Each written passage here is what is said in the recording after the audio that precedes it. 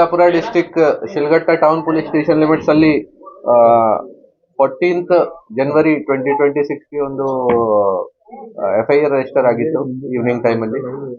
Basically ನಮ್ಮ ಶಿಲ್ಘಟ್ಟ ಪೌರಾಯುಕ್ತ ಅಮೃತ ಗೌಡರ್ ಅವ್ರಿಗೆ ಫೋನ್ ಅಲ್ಲಿ ಬೈದಿದ್ದಾರೆ ಈ ತರದ್ದು ಒಂದು ಕಂಪ್ಲೇಂಟ್ ಇತ್ತು. ಆ ವಿಚಾರ ಬಗ್ಗೆ ನಾವು ಅಗ್ರಿವೇಟೆಡ್ ಕ್ರಿಮಿನಲ್ ಇಂಟಿಮಿಡೇಷನ್ FIR ಮಾಡಿ ಆ ಕೇಸಲ್ಲಿ ಆರೋಪಿ ರಾಜೀವ್ ಗೌಡ ಅವ್ರ ಮೇಲೆ FIR ಆಗಿತ್ತು ಆ ದಿನ. ಆಮೇಲಿಂದ ಈ ಕೇಸ್ ರಿಜಿಸ್ಟರ್ ಆದ್ಮೇಲಿಂದ ನಾವು ಅವ್ರಿಗೆ ಸಿಕ್ಯೂರ್ ಮಾಡಕ್ಕೆ, ಟ್ರೇಸ್ ಮಾಡಕ್ಕೆ ಎಫರ್ಟ್ ಮಾಡಿದೀವಿ. 14th ಯಾವಾಗ FIR ಆಯ್ತು ಆಮೇಲಿಂದ ಮೊದಲಿಂದ ಇವರು FIR ಆಗಕ್ಕೆ ಮುಂಚೆಯಿಂದ ಇವರು ಬೆಂಗಳೂರು ಬಿಟ್ಟು ಬೇರೆ ಬೆಂಗಳೂರು ಆಫೀಸ್ ಮನೆ ಬಿಟ್ಟು ಬೇರೆ ಯಾವ್ದು ದಾರಿಗೆ ಹೋಗಿದ್ದಾರೆ ಈ ತರ ಮಾಹಿತಿ ಇತ್ತು.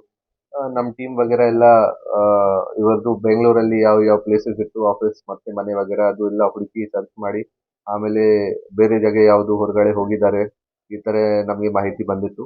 ಆಮೇಲೆ ನಾವು ಸೆಪರೇಟ್ ಟೀಮ್ಸ್ ಮಾಡಿ ಈ ಆರೋಪಿಗೆ ಟ್ರೇಸ್ ಮಾಡಬೇಕು, ಸೆಕ್ಯೂರ್ ಮಾಡಬೇಕು, ಆ ವಿಚಾರ ಬಗ್ಗೆ ನಾವು ಪ್ರಯತ್ನ ಮಾಡಿದ್ದೀವಿ. ಸೊ ಲಾಸ್ಟ್ 10-12 ಡೇಸ್ ಇಂದ ಇದು ನಡ್ತಾ ಇತ್ತು. ಆಮೇಲೆ ನಮಗೆ ನಿನ್ನೆ ಆರೋಪಿ ರಾಜೀವ್ ಗೌಡ ಅವರು ಕೇರಳ ಮಲ್ಲಪುರಂ ಡಿಸ್ಟ್ರಿಕ್ಟ್ ಅಲ್ಲಿ ಒಂದು ಹೋಟೆಲ್ ಹತ್ರ ಸಿಕ್ಕಿದ್ದಾರೆ. ಅವ್ರ ಜೊತೆಗೆ ಇನ್ನೊಬ್ರು ಪರ್ಸನ್ಸ್ ಇತ್ತು, ಅವರು ಕೂಡ ಅವ್ರಿಗೆ ಸ್ವಲ್ಪ ಹೆಲ್ಪ್ ವಗೇರಾ ಮಾಡಿದ್ದಾರೆ, ಶೆಲ್ಟರ್ ವಗೇರಾ ಕೊಟ್ಟಿದ್ದಾರೆ. ಅವ್ರದ್ದು ಕಾರಲ್ಲಿ ಇಬ್ರು ಜನ ಓಡಾಡ್ತಾ ಇತ್ತು ಅಲ್ಲಿ. ಸೊ ಬೇಸಿಕಲಿ ನಮ್ಮ ಕರ್ನಾಟಕದಿಂದ ಇವರು ಚಿಕ್ಕಮಂಗ್ಳೂರು ಮ್ಯಾಂಗ್ಳೂರ್ ಕಡೆಯಿಂದ ಕೇರಳ ಕಡೆ ಹೋಗಿದ್ದಾರೆ.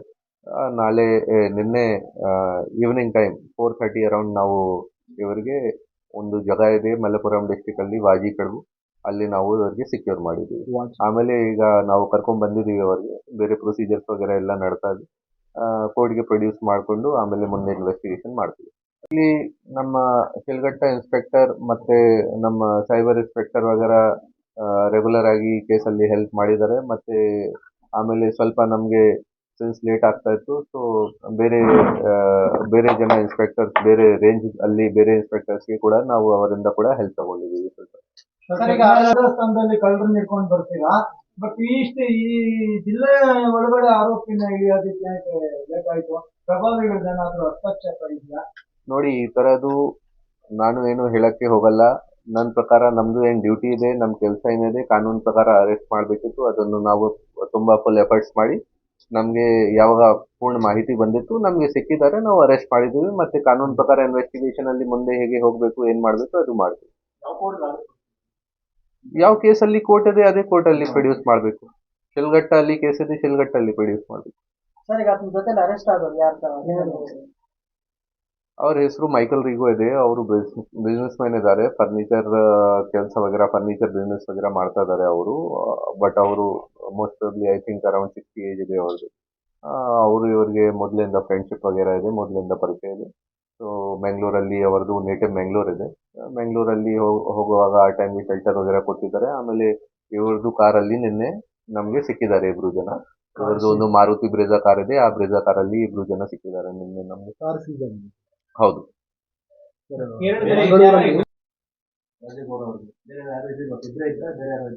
ನಮ್ಗೆ ಯಾವಾಗ ನಾವು ನಿನ್ನೆ ಅರೆಸ್ಟ್ ಮಾಡಿದೀವಿ ಆ ಟೈಮ್ಗೆ only ಇಬ್ರು ಜನ ಸಿಕ್ಕಿದ್ದಾರೆ. ಯಾರು ಒಬ್ರು ಅವ್ರದ್ದು ಫ್ರೆಂಡ್ ಇದ್ದಾರೆ, ಮತ್ತೆ ನಮ್ಮ ಆರೋಪಿ ಇಬ್ರು ಜನ ಸಿಕ್ಕಿದ್ದಾರೆ. ಬೇರೆ ಏನಾದ್ರೂ ಈ ತರದ್ದು ಯಾರಾದ್ರೂ ರೋಲ್ ಇದೆ ಅದು ಕೂಡ ನಾವು ಇನ್ವೆಸ್ಟಿಗೇಷನ್ ಅಲ್ಲಿ ಪತ್ತೆ ಮಾಡಕ್ಕೆ ಪ್ರಯತ್ನ ಮಾಡ್ತೀವಿ.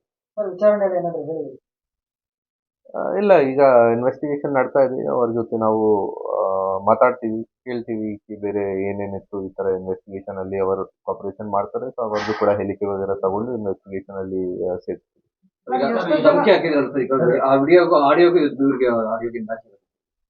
ಅದು ಇನ್ವೆಸ್ಟಿಗೇಷನ್ ಪಾರ್ಟ್ ಇದೆ. ವಾಯ್ಸ್ ಸ್ಯಾಂಪಲ್ ವಗೇರಾ ತಗೊಂಡು ಅದನ್ನು ಚೆಕ್ ಮಾಡಬೇಕು, ಮತ್ತೆ ಕಾಲ್ ಡೀಟೇಲ್ಸ್ ವಗೇರಾ ತಗೊಂಡು ಅದನ್ನು ಚೆಕ್ ಮಾಡಬೇಕು. ಇನ್ವೆಸ್ಟಿಗೇಷನ್ ಅಲ್ಲಿ ಚೆಕ್ ಮಾಡ್ತೀವಿ ನಾವು. ಆ ವ್ಯಕ್ತಿ ಬಗ್ಗೆ ಬೇರೆ ಎಲ್ಲ ಆರೋಪಗಳು ದೂರುಗಳು ಕೇಳಿ ಬಂದಿತ್ತು, ಅದೆಲ್ಲ ತನಿಖೆ ಮಾಡ್ತಾ ಇದ್ದೀವಿ. ಅದು ಹಳೆ ಕೇಸಸ್ ಇದೆ ನೋಡಿ. ನಾನು ಚಿಂತಾಮಣಿ ASP ಇದ್ದಾಗ ಆ ಟೈಮ್ಗೆ ಅಟ್ರಾಸಿಟಿ ಕೇಸಸ್ ನಾನೇ ಇನ್ವೆಸ್ಟಿಗೇಟ್ ಮಾಡಿದ್ದೀನಿ. ಬೇರೆ ಫೈನಾನ್ಷಿಯಲ್ ಫ್ರಾಡ್ಸ್ ವಗೇರಾ ರಿಲೇಟೆಡ್ ಕೇಸಸ್ ವಗೇರಾ ಇದೆ. ಸೊ ಆ ಕೇಸಸ್ ಡೀಟೇಲ್ಸ್ ಆಲ್ರೆಡಿ ಅವೈಲೇಬಲ್ ಇದೆ. ಸೊ ಆ ಕೇಸಸ್ ಆಲ್ರೆಡಿ ಸ್ಟೇಟಸ್ ಏನಿದೆ, ಈ ಕೇಸ್ ನಮಗೆ ಈಗ ಶಿಲ್ಘಟ್ಟಲ್ಲಿ ಏನಾಗಿದೆ ಅದು ಸಂಬಂಧ ಇಲ್ಲ. ನಾವು ನಮ್ಮ ಕೇಸಿಗೆ ಏನು ರಿಜಿಸ್ಟರ್ ಆಗಿದೆ ಆ ಕೇಸ್ ಇನ್ವೆಸ್ಟಿಗೇಷನ್ ಮಾಡ್ತೀವಿ. ಈ ಇಶ್ಯೂ ಸಂಬಂಧಪಟ್ಟ ಟೋಟಲಿ 2 FIR ಅದನ್ನ 14th ಆಗಿತ್ತು. ಒಂದು FIR ಪೌರಾಯುಕ್ತ ಅಮೃತ ಗೌಳರ್ ಅವರಿಂದ ಆಗಿತ್ತು. ಇನ್ನೊಂದು FIR ಶ್ರೀನಿವಾಸ್ ಅವರು JDS ಪಾರ್ಟಿ ವರ್ಕರ್ ಇದ್ದಾರೆ, ಅವ್ರ ಕಡೆಯಿಂದ ಆಗಿತ್ತು. ಆಮೇಲೆ ಸ್ವಲ್ಪ ದಿನ ಹಿಂದೆ ಯಾವುದೋ ಒಂದು ಅನಾಮಧೇಯ ಲೆಟರ್ ಬಂದಿದೆ ಪೌರಾಯುಕ್ತ ಅವರಿಗೆ. ಆ ಟೈಮಿಗೆ ಕೂಡ ಅವರು ನಮಗೆ ಕಂಪ್ಲೇಂಟ್ ಕೊಟ್ಟಿದ್ದಾರೆ. ಸೊ ಅದು ನಾವು ಅನ್ನೋನ್ ಪರ್ಸನ್ ಮೇಲೆ ಒಂದು FIR ಮಾಡಿದ್ದೀವಿ. ಆರೋಪಿನ ಬಂಧಿಸಿ ಸರ್ಕಿಟ್ ಹೌಸ್ ಅಲ್ಲಿ ಇಟ್ಟು ಇಷ್ಟೆಲ್ಲ ಭದ್ರತೆ ಕೊಡುವಂತ ಅವಶ್ಯಕತೆ ಇತ್ತಾ? ಯಾಕಂದ್ರೆ ಅಲ್ಲೇ ಕನ್ಸರ್ನ್ ಪೊಲೀಸ್ ಸ್ಟೇಷನ್ಗೆ ಕರ್ಕೊಂಡು ಹೋಗೋದಾಗಿದೆ. ನೋಡಿ, ಅದು ಪೊಲೀಸ್ ಪ್ರೊಸೀಜರ್ ಇದೆ. ನಾವು ಕಾನೂನು ಪ್ರಕಾರ ಏನು ಪ್ರೊಸೀಜರ್ ಫಾಲೋ ಮಾಡಬೇಕು ಅದು ನಾವು ಫಾಲೋ ಮಾಡ್ತಾ ಇದ್ದೀವಿ. ಯಾವ ಜಾಗ ಕರ್ಕೊಂಡು ಹೋಗಬೇಕು, ಯಾವ ಜಾಗ ಕರ್ಕೊಂಡು ಹೋಗಬಾರ್ದು, ಅದು ಪೊಲೀಸ್ದು ಡಿಸಿಷನ್ ಇದೆ. ನಾವು ನಮ್ಮ ಡಿಸಿಷನ್ ನಾವು ಹೇಗೆ ತರ ಮ್ಯಾನೇಜ್ ಮಾಡಬೇಕು ಸಿಚುವೇಶನ್ ಅದೇ ತರ ನಾವು ಮಾಡ್ತಾ ಇದ್ದೀವಿ. ಅಜ್ಞಾತ ಸ್ಥಳದಲ್ಲಿ ಇಟ್ಟು ವಿಚಾರಣೆ ಮಾಡುವಂತ ಅವಶ್ಯಕತೆ ಏನಿದೆ? ಅಜ್ಞಾತ ಸ್ಥಳದಲ್ಲಿ ಇಟ್ಟು ವಿಚಾರಣೆ ಮಾಡಬೇಕಾದ್ರೆ ನಮ್ಗೆ ತೋ ಜ್ಞಾತ ಇದೆ, ನಮ್ಗೆ ಅಜ್ಞಾತ ಇದೆ, ನಮ್ಗೆ ಏನ್ ಸಮಸ್ಯೆ ಇಲ್ಲ. ಸಾಮಾನ್ಯ ವ್ಯಕ್ತಿಗಾದ್ರೆ ಒಂಥರ ವಿಚಾರಣೆ ಇರುತ್ತೆ, ಇವ್ರದೊಂದು ವಿಶೇಷವಾದ ವಿಚಾರಣೆ ಇದೆ ಅಂತ. ವಿಶೇಷವಾಗಿ ಏನಿಲ್ಲ, ನಿಜವಾಗ್ಲೂ ಹೇಳ್ಬೇಕು ತೋ ಪಬ್ಲಿಕ್ ಮೀಡಿಯಾ ಜಾಸ್ತಿ ಇಂಟ್ರೆಸ್ಟೆಡ್ ಇದ್ದಾರೆ. ನಮ್ಮ ಇನ್ವೆಸ್ಟಿಗೇಷನ್ಗೆ ಅಡ್ಡ ಆಗುತ್ತೆ.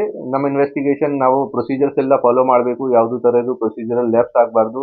ಈ ಕಾರಣ ಬಗ್ಗೆ ನಾವು ಎಲ್ಲ ಕಾನೂನು ಪ್ರಕಾರ ಏನಿದೆ ಪ್ರೊಸೀಜರ್ಸ್ ಅದು ಮಾಡಬೇಕು. ಈ ಕಾರಣ ಬಗ್ಗೆ ನಾವು ಎಲ್ಲ ಎಚ್ಚರಿಕೆ ತಗೊಳ್ತಾ ಇದ್ದೀವಿ. ಈ ಕಾರಣ ಬಗ್ಗೆ ನಾವು ಅಲ್ಲಿ ಕರ್ಕೊಂಡು ಹೋಗಿದ್ದೀವಿ. ಆಮೇಲೆ ಏನು ಪ್ರೊಸೀಜರ್ಸ್ ಮಾಡಬೇಕು ಆ ಪ್ರೊಸೀಜರ್ಸ್ ಮುಂದೆ ಮಾಡ್ತೀವಿ.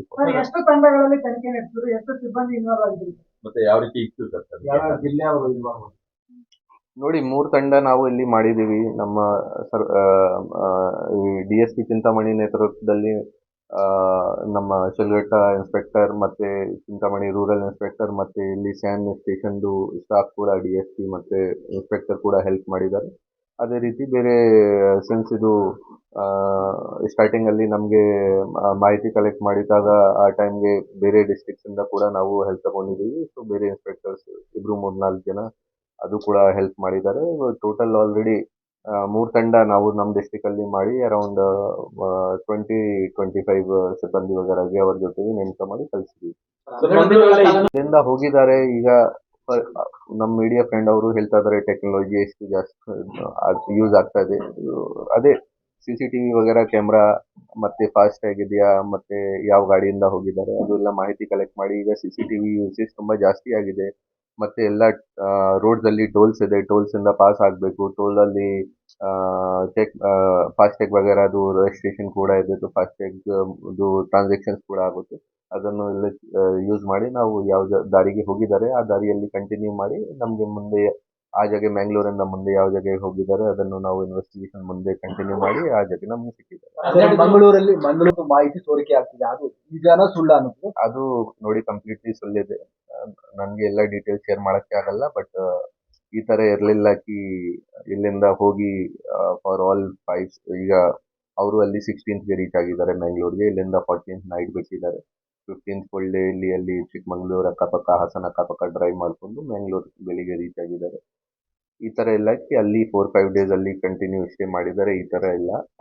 ಅವರು ಫ್ರೆಂಡ್ಗೆ ಭೇಟಿ ಮಾಡಿ ಅಲ್ಲಿಂದ ಬೇರೆ ಬೇರೆ ಜಾಗ ಸ್ಟೇ ಮಾಡಿದ್ದಾರೆ. ಈ ತರ ಮಾಹಿತಿ ಇದೆ, ಅದು ಇನ್ವೆಸ್ಟಿಗೇಷನ್ ಅಲ್ಲಿ ಗೊತ್ತಾಗುತ್ತೆ.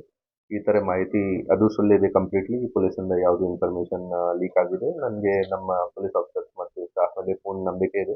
ಎಲ್ಲ ತುಂಬಾ ಹಾರ್ಡ್ ವರ್ಕ್ ಮಾಡ್ತಾ ಇದ್ದಾರೆ ಲಾಸ್ಟ್ 10 ಡೇಸ್ ಇಂದ. ಮತ್ತೆ ಅವರ ಎಫರ್ಟ್ಸ್ ಕಾರಣ ಬಗ್ಗೆ ಇವರು ನಮಗೆ ಸಿಕ್ಕಿದ್ದಾರೆ. ಮಂಗಳೂರು ರೈಲ್ವೆ ಸ್ಟೇಷನ್ ಕಾರ್ ಯಾಕೆ ಸಿಂಗಲ್ ಆಗಿತ್ತು ಸರ್? ರಾಜಗೌಡ ಯಾಕೆ ಪೊಲೀಸರು ತಪ್ಪಿಸೋದಕ್ಕೆ ಮಾಡಿದ್ದ ಇಲ್ಲ ಇಂಟೆನ್ಷನ್ ಇದೆ ಅಂತ ಹೇಳಿ? ನೋಡಿ, ಅದು ಈಗ ನಾವು ಚೆಕ್ ಮಾಡಬೇಕು ಯಾಕೆ ಯಾವುದನ್ನ ಅವರು ಪಾರ್ಕ್ ಮಾಡಿದ್ದಾರೆ, ಯಾಕೆ ಪಾರ್ಕ್ ಮಾಡಿದ್ದಾರೆ, ಯಾರು ಪಾರ್ಕ್ ಮಾಡಿದ್ದಾರೆ. ಮತ್ತೆ ಡೆಫಿನೆಟ್ಲಿ ಅದು ಇಲ್ಲಿಂದ ಆ ಕಾರ್ ಯೂಸ್ ಮಾಡಿ ಹೋಗಿದ್ದಾರೆ ಮತ್ತೆ ಅಲ್ಲಿ ಪಾರ್ಕ್ ಮಾಡಿದ್ದಾರೆ. ಸೊ ಡೆಫಿನೆಟ್ಲಿ ಏನಾದ್ರು ಅಟೆನ್ಷನ್ ಡೈವರ್ಜನ್ ಮಾಡಕ್ಕೆ ಒಂದು ಟ್ಯಾಕ್ಟಿಕ್ ಇದೆ ಅದು. ರಾಜೀವ್ ಗೌಡನ ಕಾರು ಚಾಲಕ 3 ದಿನಗಳಿಂದಾನೇ ಅರೆಸ್ಟ್ ಆಗಿದ್ದಾನೆ ಅಂತ ಮಾಹಿತಿ, ಅರೆಸ್ಟ್ ಆದ್ಮೇಲೆ ಮಾಹಿತಿ ಸಿಗ್ತಾ ಇದೆ. ಈ ತರದ್ದು ಯಾವುದು ಮಾಹಿತಿ ಇಲ್ಲ ನಮಗೆ. ಮಲ್ಲಪುರಂ ಡಿಸ್ಟ್ರಿಕ್ಟ್, ಮಲ್ಲಪುರಂ.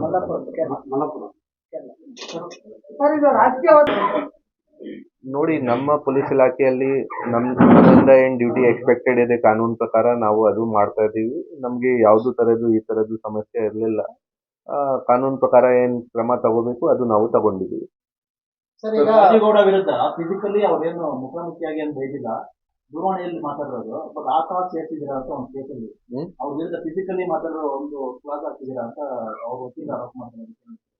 ನೋಡಿ, ಅವರು ಹೈಕೋರ್ಟ್ ಅಲ್ಲಿ ಮತ್ತೆ ಲೋಕಲ್ ಕೋರ್ಟ್ ಅಲ್ಲಿ ಅಪ್ಲೈ ಮಾಡಿದ್ದಾರೆ. ಅವ್ರದ್ದು ವಕೀಲ್ ಅವರು ಮಾಡಿದ್ದಾರೆ. ಬೇರೆ ಬೇರೆ ಅವರ ಸೈಡ್ ಇಂದ ಏನು ಅಬ್ಜೆಕ್ಷನ್ಸ್ ಇತ್ತು ಅವರು ಮಾಡಿದ್ದಾರೆ. ಬಟ್ ಅವರು ಹೈಕೋರ್ಟ್ ಅಲ್ಲಿ ಆಲ್ರೆಡಿ ಆ ರಿಟ್ ಪಿಟಿಷನ್ ಡಿಸ್ಮಿಸ್ ಆಗಿದೆ. ಮತ್ತೆ ಲೋಕಲ್ ಕೋರ್ಟ್ ಅಲ್ಲಿ ಕೂಡ ಬೇಲ್ ರಿಜೆಕ್ಟ್ ಆಗಿದೆ.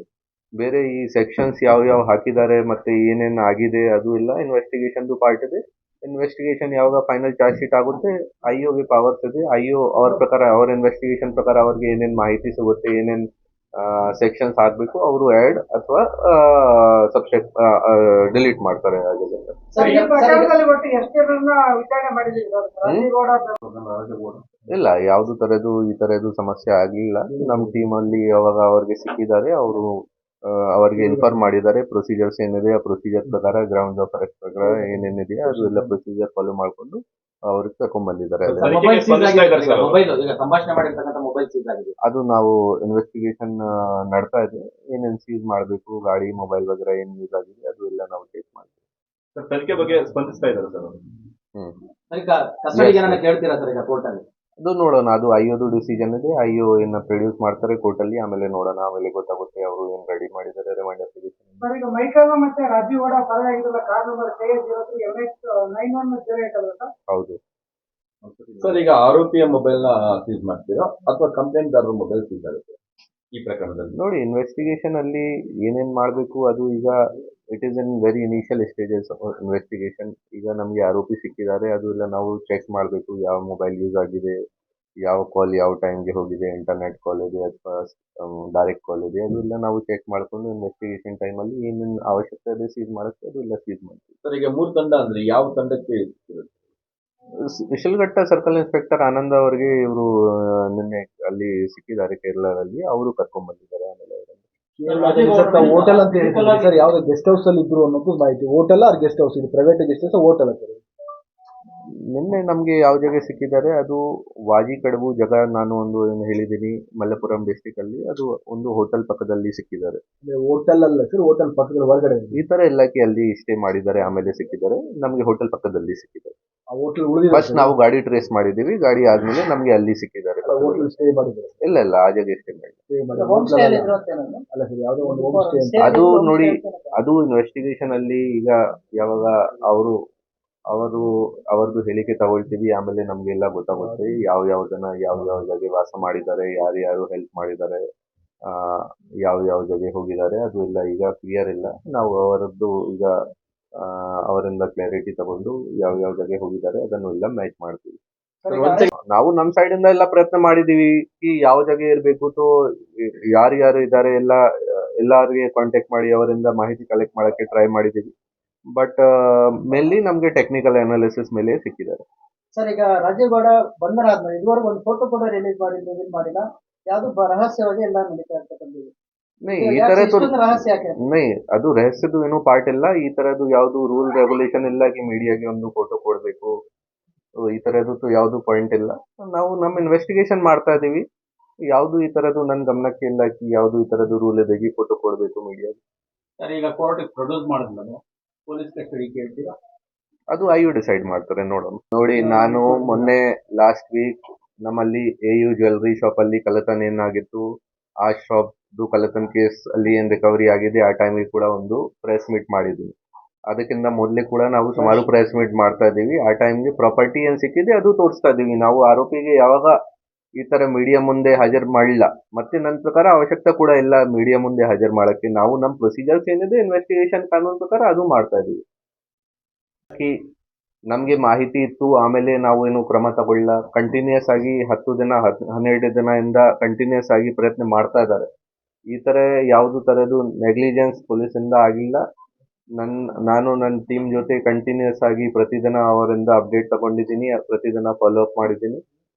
ಅಂಡ್ ಅವ್ರಿಗೆ ಯಾವಾಗ ಮಾಹಿತಿ ಸಿಕ್ಕಿದೆ ಅವರು ಎಲ್ಲ ಮಾಹಿತಿಗೆ ಫಾಲೋ ಅಪ್ ಮಾಡಿ ಏನೇನು ಪ್ರಯತ್ನ ಮಾಡಬೇಕು ಎಲ್ಲ ಪ್ರಯತ್ನ ಮಾಡಿದ್ದಾರೆ. ಡೆಫಿನೆಟ್ಲಿ ಸ್ವಲ್ಪ ಲೇಟ್ ಆಗಿದೆ, ಬಟ್ ನನ್ನ ಟೀಮ್ ತುಂಬಾ ಒಳ್ಳೆ ಕೆಲಸ ಮಾಡಿ ಯಶಸ್ವಿ ಆಗಿದ್ದಾರೆ. ಎಲ್ಲ ಏನೇನ್ ಮಾಡಬೇಕಿತ್ತು ಎಲ್ಲ ಮಾಡಿದ್ದಾರೆ ನಮ್ಮ ಪ್ರಕಾರ. ತನಿಖೆ ಮಾಹಿತಿ ಸರ್. ನೋಡಿ ಅದು ಎಲ್ಲ ನಮಗೆ ಏನು ಹೇಳಕ್ಕೆ ಆಗಲ್ಲ. ನಮಗೆ ಆರೋಪಿ ಬೇಕಿತ್ತು. ನಮಗೆ ಈಗ ಆರೋಪಿ ಸಿಕ್ಕಿದ್ದಾರೆ. ಕೇಸಲ್ಲಿ ಇನ್ವೆಸ್ಟಿಗೇಷನ್ ಏನ್ ಮಾಡಬೇಕು ಅದು ಈಗ ಐಯು ಡಿಸೈಡ್ ಮಾಡ್ತಾರೆ. ಏನೇನ್ ಮಾಡಬೇಕು, ಏನೇನ್ ಎವಿಡೆನ್ಸಸ್ ವಗೈರಾ ಕಲೆಕ್ಟ್ ಮಾಡಬೇಕು, ಯಾರ್ಯಾರ್ದು ಹೇಳಿಕೆ ವಗೈರಾ ಬೇಕು. ಆ, ನಮ್ಗೆ ಈಗ ಆರೋಪಿ ಸಿಕ್ಕಿದೆ, ಸೊ ನಮ್ಮ ಫೋಕಸ್ ಈಗ ಕೇಸ್ ಇನ್ವೆಸ್ಟಿಗೇಷನ್ ಮೇಲೆ ಇದೆ. ಏಕಾಏಕಿ ಸೋಮವಾರ ರಾತ್ರಿ ಅರೆಸ್ಟ್ ಆಗ್ತಾರೆ. ಇದು ಪೊಲೀಸರ ಮೇಲೆ ಎಲ್ಲೋ ಒಂದ್ ಕಡೆ ಸಂಶಯ ಆಗಲ್ಲ ಸರ್? ನೋಡಿ, ಅದು ತಮ್ಮೆಲ್ಲರದು ಅಧಿಕಾರ ಇದೆ. ತಮಗೆ ಯಾವುದು ಸಂಶಯ ಇದೆ ತಾವು ಎಲ್ಲ ಸಂಶಯ ಮಾಡಿ. ಬಟ್ ನಮಗೆ ಎಲ್ಲ ಗೊತ್ತು. ನಾವು ಎಷ್ಟು ಹಾರ್ಡ್ ವರ್ಕ್ ಮಾಡಿ ನಮಗೆ ಏನೇನ್ ಮಾಡಬೇಕಿತ್ತು ನಾವು ಎಲ್ಲ ಪ್ರಯತ್ನ ಮಾಡಿಕೊಂಡು ಅವ್ರಿಗೆ ಕರ್ಕೊಂಡ್ ಬಂದಿದ್ದೀವಿ. ಈ ಥರದ್ದು ಯಾವುದು ಸಮಸ್ಯೆ ಇರಲಿಲ್ಲ. ಈ ಸಂಡೇ ಇದೆಯಾ ಸ್ಯಾಟರ್ಡೇ ಇದೆಯಾ ಅಥವಾ ರಿಜೆಕ್ಟ್ ಆಗಿದೆ ಆಮೇಲೆ ಸಿಗಬೇಕು. ನಮಗೆ ಯಾವಾಗ ಖಚಿತ ಮಾಹಿತಿ ಸಿಕ್ಕಿದೆ, ನಮಗೆ ಮಾಹಿತಿ ಬಂದಿದೆ ಕಿ ಈ ಜಾಗ ಇದ್ದಾರೆ, ನಮ್ಮ ಟೀಮ್ ಹೋಗಿದೆ. ಈ ಥರ ಇಲ್ಲ ಕಿ ನಿನ್ನೆ ಹೋಗಿದೆ ಟೀಮ್. ಮೊನ್ನೆ 4-5 ದಿನದಿಂದ ಅಲ್ಲಿ ಆ ಸೈಡ್ ಓಡಾಡ್ತಾ ಇತ್ತು ಅವರು ಎಲ್ಲ ಕರ್ನಾಟಕ ಬಾರ್ಡರ್ ಅಲ್ಲಿ ನಮ್ಮ ಟೀಮ್. ಅವ್ರಿಗೆ ಯಾವಾಗ ಖಚಿತ ಮಾಹಿತಿ ಸಿಕ್ಕಿದೆ ಆ ಜಾಗದಿಂದ ಅವ್ರು ಸಿಕ್ಯೂರ್ ಮಾಡಿದ್ರು. ಅವ್ರ ಬಂಧನಕ್ಕೆ ಯಾವ ಕಡೆ ಹೋಗಿದ್ರು ಸರ್? ಅವ್ರ ಬಂಧನಕ್ಕೆ ಯಾವ ಕಡೆ ಎಲ್ಲ ಹೋಗಿದ್ರು? ನಮ್ಮ ಟೀಮ್ ಯಾವ ದಾರಿಯಿಂದ ಅವರು ಹೋಗಿದ್ದಾರೆ ಅದು ಎಲ್ಲ ಟ್ರೇಸ್ ಮಾಡ್ಕೊಂಡು ಈ ಸೈಡ್ ಇಂದ ಮ್ಯಾಂಗ್ಳೂರ್ ಹೋಗಿದ್ದಾರೆ. ಮ್ಯಾಂಗ್ಳೂರ್ ಕಡೆಯಿಂದ ಕೇರಳ ಬಾರ್ಡರ್ ಪಾಸ್ ಆಗಿದ್ದಾರೆ. ಆ ಜಾಗ ನಾವು ಜಾಸ್ತಿ ಫೋಕಸ್ ಮಾಡಿದ್ವಿ. ಮುಂಚೆ ಬೇರೆ ವಾಸ ಮಾಡಿದ್ದಾರೆ. ರೆಗ್ಯುಲರ್ ಆಗಿ ಏನು ಚೇಂಜ್ ಮಾಡಿದ್ದಾರೆ ಈ ತರ ನಮ್ಗೆ ಫಸ್ಟ್ ಹ್ಯಾಂಡ್ ಮಾಹಿತಿ ಇದೆ. ಬಟ್ ಈಗ ನಾವು ಅವರದ್ದು ಹೇಳಿಕೆ ವಗೈರಾ ತಗೊಂಡು ಮತ್ತೆ ಎಲ್ಲ ಚೆಕ್ ಮಾಡ್ಕೊಂಡು ಯಾವ ಜಾಗ ವಾಸ ಮಾಡಿದ್ದಾರೆ, ಯಾವ ಜಾಗ ಸ್ಟೇ ಮಾಡಿದ್ದಾರೆ ಅದು ನಾವು ಚೆಕ್ ಮಾಡ್ತೀವಿ. ಎಷ್ಟು ಕಾರನ್ನ ಬಳಸಿದ್ದಾರೆ ಸರ್ ಓಡಾಡ್ಲಿಕ್ಕೆ? ಈಗ ಇಲ್ಲಿಂದ ಒಂದು MG ಹೆಕ್ಟರ್ ಕಾರಿಂದ ಹೋಗಿದ್ದಾರೆ. ಅಲ್ಲಿಂದ ಇವರು ಮೈಕಲ್ ವಿಗೋದು ಒಂದು ಮಾರುತಿ ಬ್ರಿಜಾ ಕಾರ್ ಇದೆ, ಅದನ್ನು ಯೂಸ್ ಮಾಡಿದ್ದಾರೆ. 2 ಕಾರ್. ಬಟ್ ರೈಲಲ್ಲಿ ಹೋಗಿಲ್ಲ ಸರ್? ರೈಲಲ್ಲಿ ಪ್ರಯಾಣ ಮಾಡಿದ್ರೆ ಈಗ ನಮ್ಮ ಮಾಹಿತಿ ಪ್ರಕಾರ ಹೋಗಿಲ್ಲ. ಅದನ್ನು ಕೂಡ ನಾವು ಚೆಕ್ ಮಾಡ್ತೀವಿ. ಟಿಕೆಟ್ ಖರೀದಿ ಮಾಡಿದ್ರು ಸರ್ ರೈಲ್ವೆ? ಅದು ಎಲ್ಲ ನಾವು ಚೆಕ್ ಮಾಡ್ತಾ ಇದ್ದೀವಿ. ಯಾವುದು ಈ ತರದ್ದು airline booking, railway booking, bus bookings ಯಾವುದು ಆಗಿದೆ ಅದು ಎಲ್ಲ ನಾವು ಈಗ ಚೆಕ್ ಮಾಡ್ತಾ ಇದ್ದೀವಿ. ನಾವು ನಮ್ಮ ಸೈಡ್ ಇಂದ ಎಲ್ಲ ಏನ್ ಬೆಂಬಲಿಕೆ ಒಬ್ರು ವ್ಯಕ್ತಿ ಅವರು ಬಿಸ್ನೆಸ್ ಮ್ಯಾನ್ ಇದ್ದಾರೆ. ಇವ್ರದ್ದು ಮೊದಲಿಂದ ಫ್ರೆಂಡ್ಶಿಪ್ ಇದೆ. ಬಿಸ್ನೆಸ್ ಪಾರ್ಟ್ನರ್ಸ್ ವಗೈರಾ ಏನು ಮತ್ತೆ ಮೊದಲಿಂದ ಫ್ರೆಂಡ್ಶಿಪ್ ಇದೆ. ಅವರು ಅವ್ರಿಗೆ ಶೆಲ್ಟರ್ ಕೊಟ್ಟಿದ್ದಾರೆ. ಈ ತರ ನಮ್ಮ ಇನ್ವೆಸ್ಟಿಗೇಷನ್ ಅಲ್ಲಿ ನಮ್ಮ ಗಮನಕ್ಕೆ ಬಂದಿದೆ. ಅವ್ರಿಗೆ ಕೂಡ ನಾವು ಸೆಕ್ಯೂರ್ ಮಾಡಿ ಅವ್ರದ್ದು ಕೂಡ ಇಂಟರ್ಗೇಷನ್ ವಗೈರಾ ಮಾಡ್ತಾ ಇದ್ದೀವಿ. ಏನ್ ಹೆಲ್ಪ್ ಮಾಡಿದ್ದಾರೆ, ಏನೇನ್ ಮಾಡಿದ್ದಾರೆ ಅವ್ರ ಮೇಲೆ ಕೂಡ ಕ್ರಮ ತಗೊಳ್ತೀವಿ. ನೋಡಿ, ನಾವು ನಾನು ಸ್ಟಾರ್ಟಿಂಗ್ ಅಲ್ಲಿ ತಮ್ಮೆಲ್ಲರಿಗೆ ಶೇರ್ ಮಾಡಿದ್ದೀನಿ. 14th ಯಾವಾಗ ಕೇಸ್ ರಿಜಿಸ್ಟರ್ ಆಗಿತ್ತು ಅದಕ್ಕಿಂತ ಆ ಟೈಮಿಂದ ನಾವು ಸೆಕ್ಯೂರ್ ಮಾಡೋಕ್ಕೆ ಆರೋಪಿಗೆ ಪ್ರಯತ್ನ ಸ್ಟಾರ್ಟ್ ಮಾಡಿದ್ದೀವಿ. ಬಟ್ ಆ ದಿನ ಅವರು ತಪ್ಪಿಕೊಂಡು ಅಲ್ಲಿಂದ ಬೆಂಗಳೂರಿಂದ ಅಬ್ಸ್ಕಾಂಡಿಂಗ್ ಆಗಿತ್ತು. ಆಮೇಲಿಂದ ನಾವು ರೆಗ್ಯುಲರ್ ಆಗಿ ಫಾಲೋ ಅಪ್ ಮಾಡಿ ಬೇರೆ ಬೇರೆ ಜಾಗ ಚೆಕ್ ಮಾಡಿದ್ದೀವಿ. ಮತ್ತೆ ನಮ್ಮ ಸೈಡಿಂದ ಎಲ್ಲ 100% ಪ್ರಯತ್ನ ಮಾಡಿದ್ದೀವಿ ನಾವು. ಆಮೇಲೆ ಕೂಡ 10-12 ಡೇಸ್ ಆಯಿತು. ಬಟ್ ನಮಗೆ ಕಾನೂನು ಪ್ರಕಾರ ಏನು ಮಾಡಬೇಕಿತ್ತು ಅದು ನಾವು ಆಲ್ರೆಡಿ ನಮ್ಮ ಟೀಮ್ ಒಳ್ಳೆ ಕೆಲಸ ಮಾಡಿ ಎಲ್ಲ ಬೇರೆ ಬೇರೆ ಜಾಗ ಚೆಕ್ ಮಾಡಿ ಸರ್ಚ್ ಮಾಡಿ ಈಗ ನಿನ್ನೆ ಅರೆಸ್ಟ್ ಮಾಡಿದ್ದಾರೆ ಅವರು.